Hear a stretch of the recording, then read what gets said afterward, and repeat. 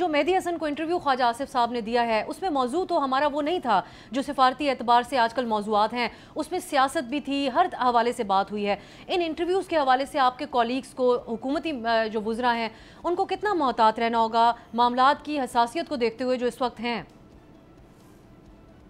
जी, हमने जो हुकूमती जिम्मेदारान हैं, वुज़रा हैं, वो जिम्मेदार हैं और अगर बेहतर तरीके से वो इंटरनेशनल मीडिया के सामने जाएंगे तो बेहतर तरीके से बात हो सकती है। मसलन जो बहुत सारे सवालात मेहदी हसन साहब ने किए, उनका जो है वो उनको एक्चुअली मेहदी हसन साहब पर ही जो है वो उल्टाया जा सकता था कि मगरब में जो इस वक्त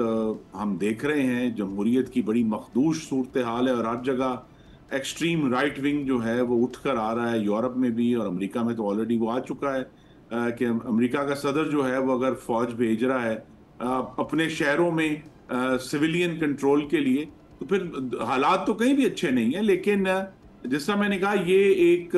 मुस्तकिल मामला है और पाकिस्तान को इस वक्त जबकि